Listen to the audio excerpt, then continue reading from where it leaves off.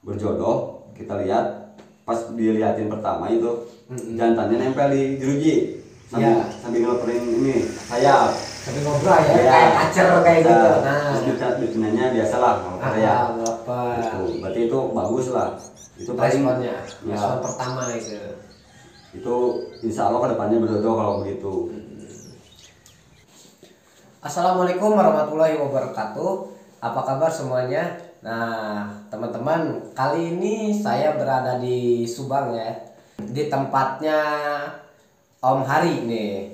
Beliau itu yang pertama kali di Subang yang berhasil menangkarkan burung teledekan gunung. Nah, bagaimana sih caranya nih? Kita ngobrol-ngobrol sama beliau ya. Gimana sih waktu dulu itu pertama nangkarin burung teledekan bisa sampai nganak itu, gimana nih cara memilih indukannya? Yang pertama jantan ya, jantan yang harus yang gacoran, terus udah birahi lah. Soalnya kalau kita milih jantan yang agak giras atau belum gacor itu susah. Oh, berarti kalau untuk pemilihan jantan ya teman-teman, yang pertama kita harus memilih jantan dulu nih ya. Jantan. Jantannya berarti harus gacor atau rajin ya. Jangan yang giras tapi ya. Jangan yang giras, kalau yang giras itu prosesnya lama Om. Oh, prosesnya lama ya. Iya. Nih Om, kalau untuk si jantan yang bisa ditangkarkan itu usianya berapa sih yang bagus itu? Kalau usia saya biasanya Om 1 tahun lebih lah. 1 tahun lebih ya untuk jantan itu. Soalnya kalau muda itu nanti takut sama betinanya Om. Ya betul.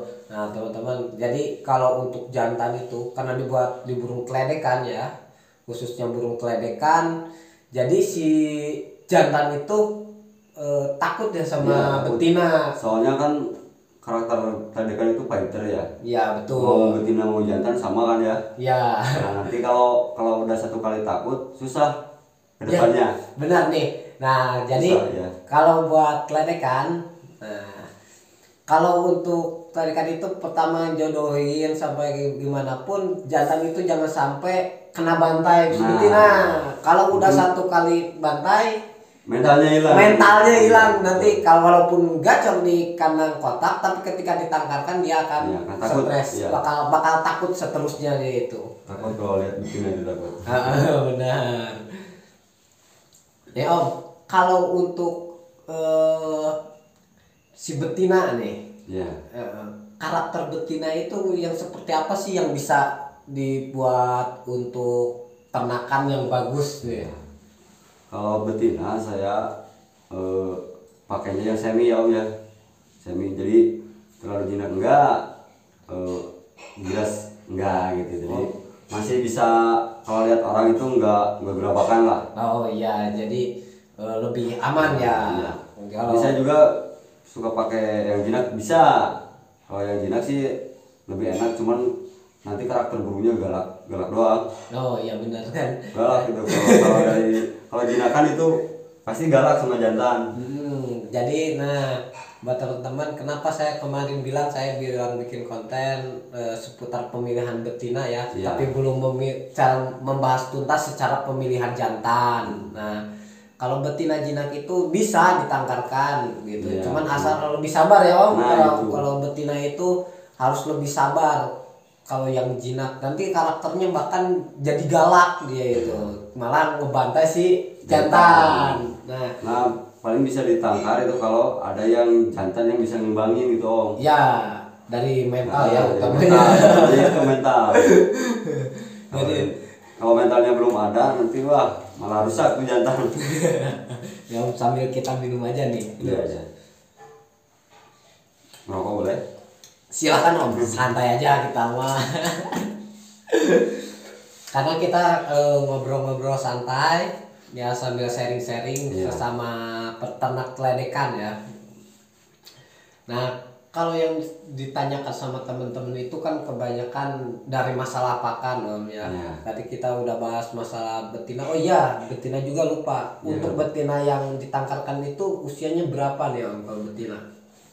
Kalau betina sih rata-rata satu kali urakan ya, satu kali mabung itu juga udah bisa. Ya, jadi lebih Tinggal mudah. tinggal lihat kita karakternya, kalau udah birahi ya pasti bisa. Kalau belum birahi jangan dipaksakan lah Om. Ya, Nanti benar, kasihan. benar itu. Yang Jadi, utama itu kejar birahinya aja dulu. harus kita itu utamakan ya penjemuran, Nah, mandi, penjemuran. TF-nya. Ya. Biar cepat birahi. Ya, walaupun nanti lepas trotol bisa diternakan tapi resikonya lebih tinggi. Nah, iya, Gitu. Jadi harus nunggu mabung dulu sekali lagi. Kalau lepas trotol kan sebenarnya belum full total mabung. Nah gitu. Masih ada bulu sayap ya yang belum turun, itu pastol tuh. Kalau nanti mabung pertama itu dia bulu sayapnya amrol, ekornya amrol, semuanya amrol gitu. Nah, itu mabung pertama. Jadi satu kali mabung. Betul. Nah, yang sering ditanyakan teman-teman itu soal pakan Om nih. Iya. Gimana sih cara ngasih pola pakannya burung peledekan itu agar bisa, yang pertama ya, bisa cepat birahi. Iya. Terus dia biar mau kawin juga. Iya, Nah, gimana tuh?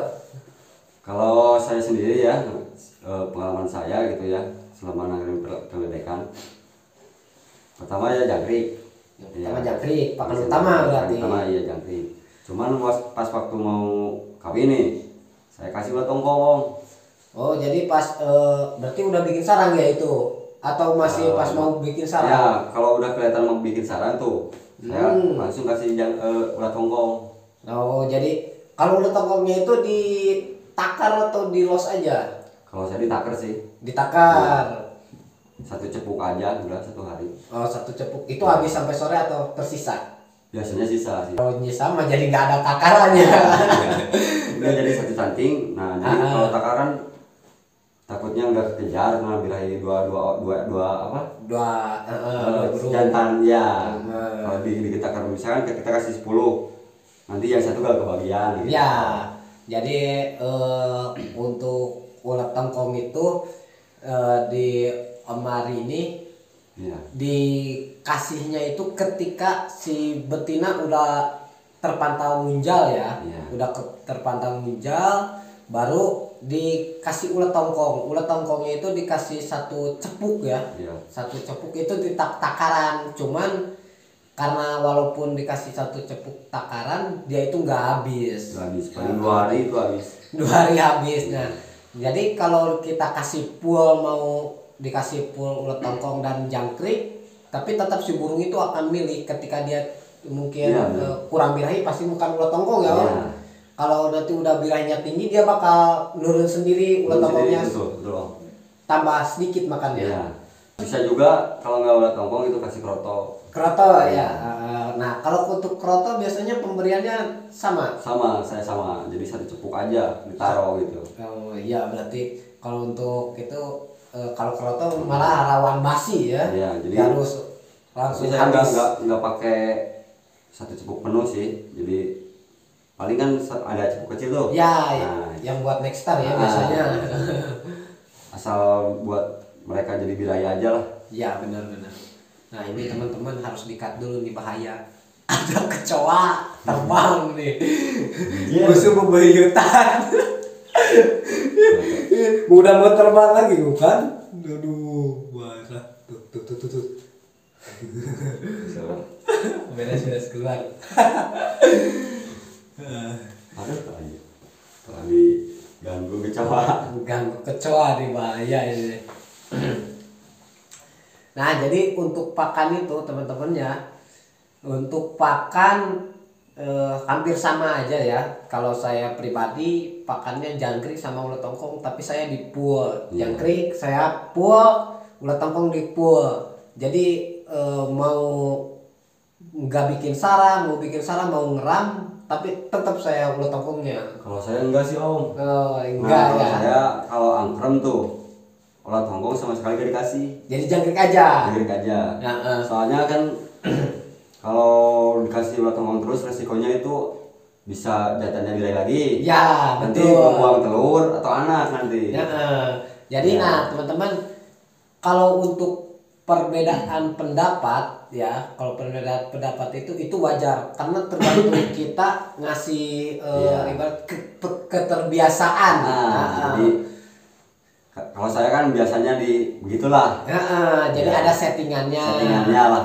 Kalau saya pribadi nggak ada settingannya, jadi udah aja full plok biar aman lah, karena kan ditinggal jauh terus. Ya kalau itu mah beresiko sih Om. Beresiko. Jadi saya itu kalau kasih makan nggak pernah ada takaran sama sekali. Nah untuk air nih Om, ada vitamin, biasanya ada yang dikasih ke air vitamin, atau di sini hanya pakannya itu aja, nggak ada vitamin? Nggak ada sih Om. Cuman saya di kandangnya itu dikasih sirkulasi aja sih, biar airnya tetap jernih gitu Om.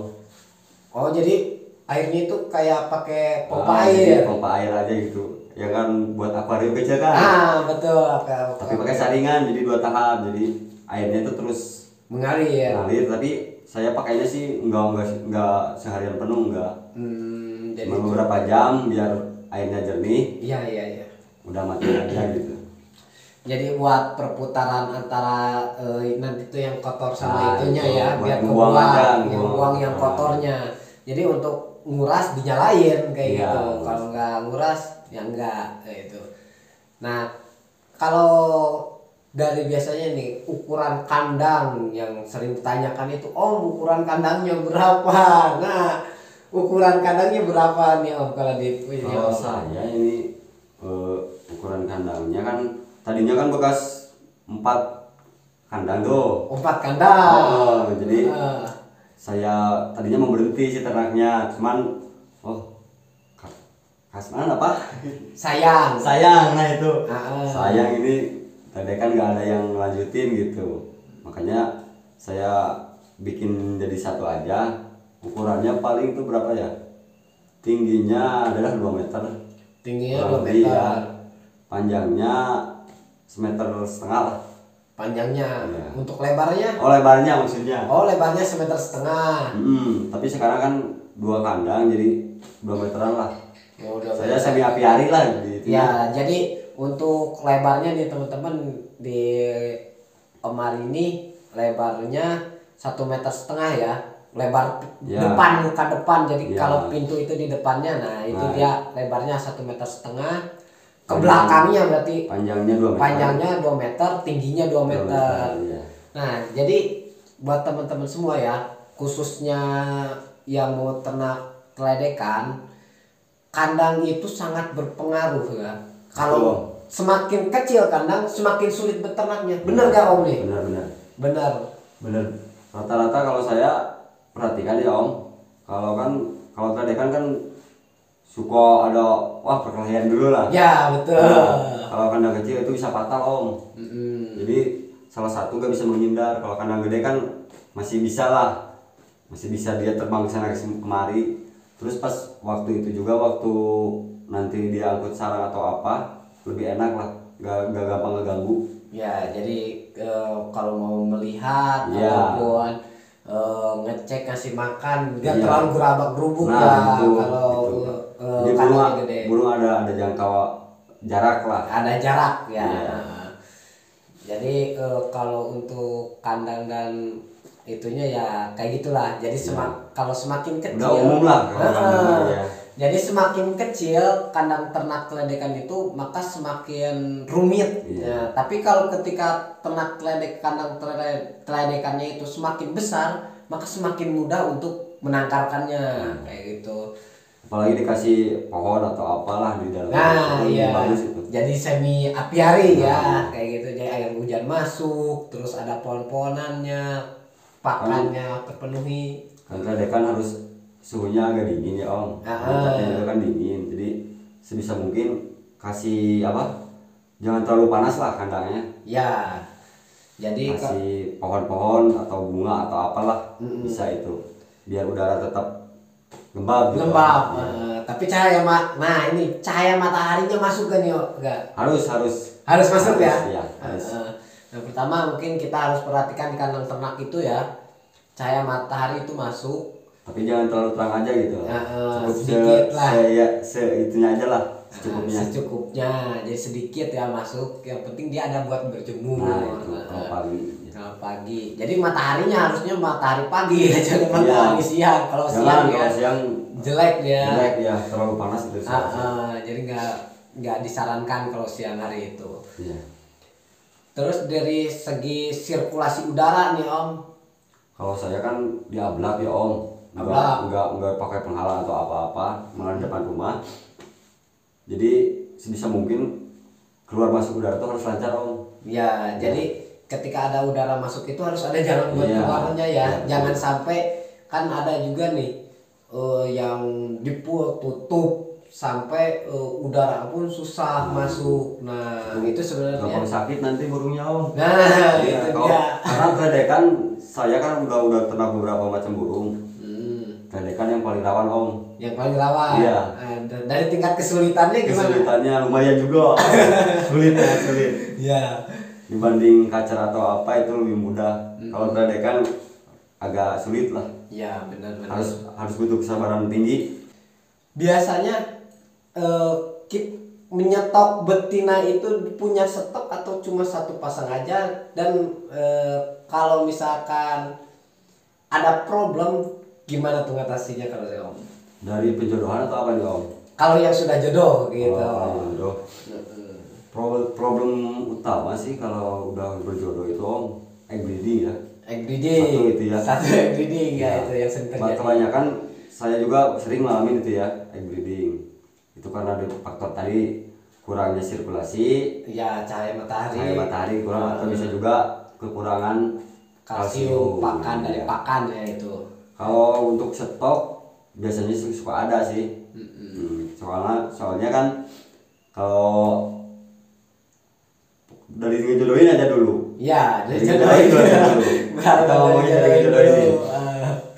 Bin itu paling sulit Om. Paling sulit. Iya, jadi dia itu kayak bisa milih lagi lah. Kita belum bisa memastikan ini Kledekan jantan ini mau sama yang betina yang ini. Ya. Itu mau dipaksain juga. Kalau mereka nggak mau, emang berjodoh, nggak sampai ribut atau ya. Tapi nggak pernah nunjal sarang, atau juga si jantannya nggak pernah ngawin betina. Nah itu. Kalau saya kan suka nyetok. Nanti kita lihat misalkan kalau dari penjodohan mana nih jantan yang enak ke betinanya, terus betinanya juga feedbacknya gimana gitu ya ke jantannya, reaksinya iya. Jadi kalau sebisa mungkin jangan, misalkan kalau Kledekan gak berjodoh jangan dipaksain lah, itu gak bakal ada hasil nantinya Om. Iya benar, walaupun ada hasil lama itu prosesnya yang sangat lama. Nah buat teman-teman nih kasih tahu, jadi betina stok betina itu penting buat anak Kledekan. Jadi bukan hanya Om pengen nyari betina satu, saya punya jantan satu, itu belum tentu berjodoh. Nah itu sisanya di situ Kledekan. Saya bisa milih lagi Om. Iya benar. Jadi itu yang saya alami juga kan. Betina itu nggak mau sama jantan ada yang gitu Om. Terus ada yang jantannya mau, betinanya nggak mau. Ya, nanti malah saling bantai. Gitu. Nah ini nih yang ketika si burung Kledekan ini produksi kan tadi ada kendala tuh, misalkan udah produksi anakan, terus terjadi nih egg breeding. Kan rata-rata orang lain terus dilanjut. Dilanjut. Kalau Om ini gimana nih? Nah kalau saya kalau udah breeding ya, saya biasanya cabut betinanya Om ya. Cabut. Iya, kasih kandang atau kasih lampu, terus si dubulnya itu kasih minyak Om. Ya dikasih minyak. Biar keluar dulu ya. Atau enggak kita bantu keluarin. Ya kalau udah itu mah udah kalau cara terakhir danger ya. Itu. Terus saya biasanya nggak langsung dimasukin lagi Om. Oh nggak langsung dimasukin. Iya, soalnya dimasukin malah burung jadi sakit, telurnya juga lama lagi ya. Nggak diramin, terus proses ke nelurnya juga lama. Mendingan kita cabut, kita kasih vitamin atau kasih pakan yang bergizi lah Om ya. Jemur yang kuat. Dijemur lagi. 3 hari lah minimalnya. Jadi itu prosesnya, ada prosesnya ya. Iya. Nah kalau di Om, kalau misalkan terjadi seperti itu ketika ada betina lain suka diganti atau dipakai betina itu lagi nih? Biasanya saya kalau udah berjodoh pakai betina itu lagi Om. Betina itu lagi. Soalnya belum tentu sama yang betina yang lain mau gitu Om. Benar. Ketika kesulitan pedekan sih, itu aja. Jadi kita harus bisa memilih, kita harus bisa melihat karakter jantan sama betinanya Om. Kalau berjodoh ada ciri-cirinya lah. Ya.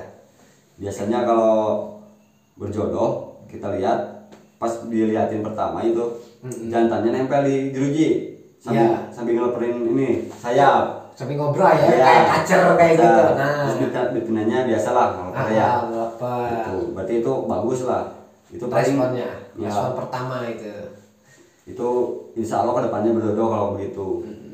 Jadi kalau untuk proses betina itu ya yang sering terjadi sulit itu dari egg breeding.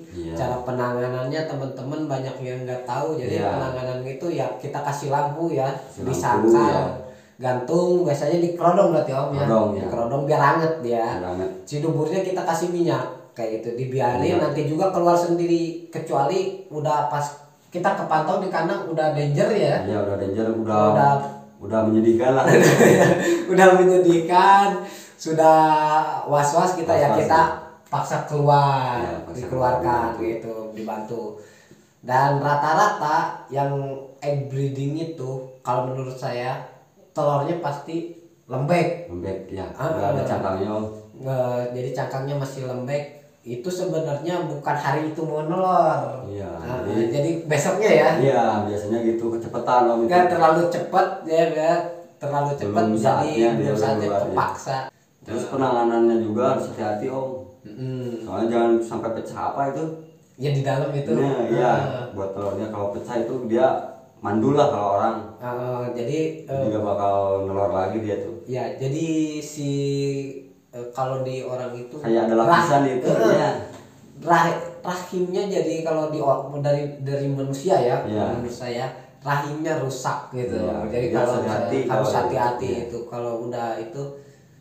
Jadi kalau pun dia mau nelor lagi nantinya cuman prosesnya pasti lama banget itu karena saya pernah ngalamin juga ya kayak gitu, telurnya pecah di dalam dan itu lama banget sampai mau nelornya itu.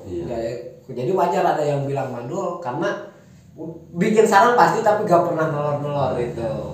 Ini ketika pengeraman biasanya sih berapa hari, dan kalau untuk panen anakan yang bagus atau minimal berapa hari panennya? Kalau terdekan sih biasa ya Om ya, kayak burung yang lain 14 hari. Kalau itu ya 14 hari. Terus kalau saya mah kan orangnya suka keluar gitu ya. Jadi saya suka ngangkatnya umur 10 hari lah. Umur 10 hari ya. Itu udah cukup lah, nggak gedean nggak kecilan. Jadi udah dekat-dekat mau terbang ya, jadi lebih nggak terlalu repot meloloh gitu. Kalau buat pemula sih mendingan usia segitulah. Ya, jadi buat kalau teman-teman yang mau panen ketika anakan ya terutama, walaupun si burungnya udah buka mata, jadi dia itu kalau lapar pasti mau makan. Kita walaupun udah terbang dari sarang, kita panen itu masih bisa kita loloh. Cuman kalau pertama pasti gerabak gerubuk dulu kalau yang udah terbang. Kalau yang masih dari sarang biasa 10 hari masih di sarang belum loncat. Belum ya. Dia itu kalau pertama pasti agak takut dulu ya diloloh. Nah, tapi nanti bakal bisa untuk dilolohnya.